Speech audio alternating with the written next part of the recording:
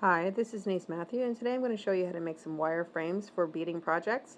So I'm working with a 16 gauge wire today.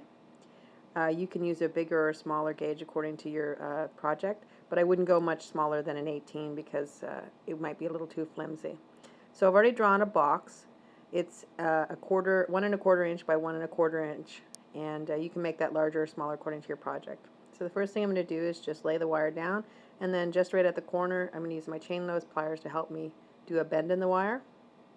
And then I'm going to go right down to the bottom and do the exact same thing. So then just bend it again. And you're going to keep doing that until you finish the whole box. So bring it right up, right to the top again. And then you could cut your wire at this point, or if you want, you can pre-measure your wire so you have exactly the amount you want.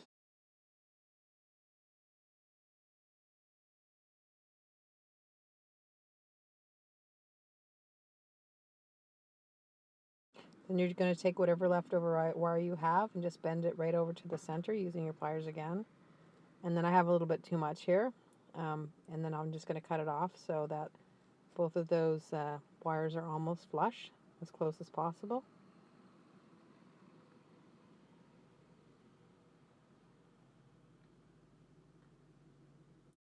And the last thing I'm going to do is I'm just going to file those ends because I want them to be as flush as possible when I'm soldering, because otherwise the solder won't take properly.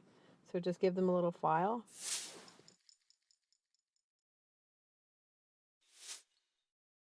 So to make a round bead frame, you're just going to take a round object or the size that you want, and you're just going to wrap your wire around it. Again, I'm using a 16 gauge. And just go around, and then you're going to take it off, and then just trim it, same thing, as close as possible so the ends are meeting. Alright. And sometimes there's a little pointed edge. You can take that off when you're cutting. So then you can just file the ends like you did before, and then again this one would be ready to solder.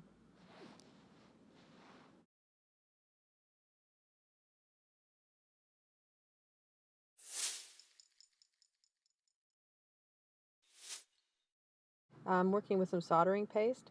It's a mixture of solder, flux, and I think a little bit of acid. It all comes together, so it's much easier. All you have to do is squirt a little dab on it, and in the place you want, and then that everything you have is ready to go. And then you take your torch, and you're just going to run it along back and forth in a slow motion to wait until that melts. And when it starts to melt, you'll see it sort of gets red hot and it slides along the edges. So that will ensure that your solder is going exactly where it likes to go.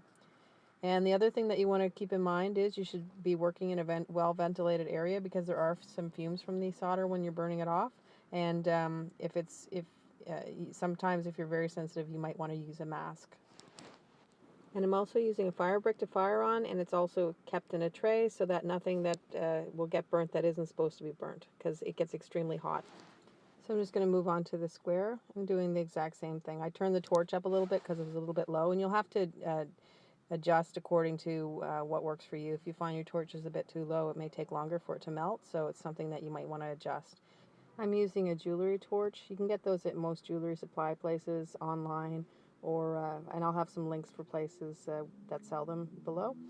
Okay, so then I'm just going to go to the last circle, do the same exact thing, and now it's going a little bit faster, as you notice, that because my torch is hotter, and you can see a little bit of smoke coming, and those are the fumes that I told you about that you have to watch out for.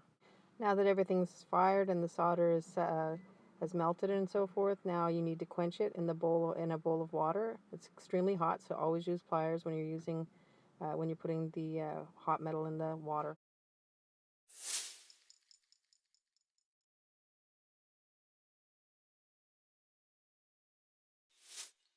At this point, you could use what's called a jewelry pickle, and what that will do is take all the fire scale off your metal.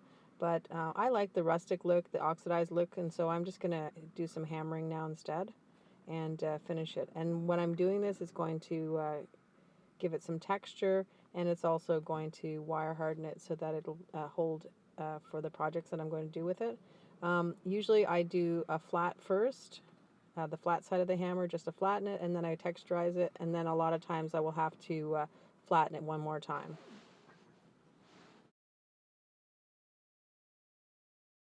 So now your bead frames are ready for use, and you can do whatever project you like. I'll have a link for a couple of projects that will be great for this type of a frame.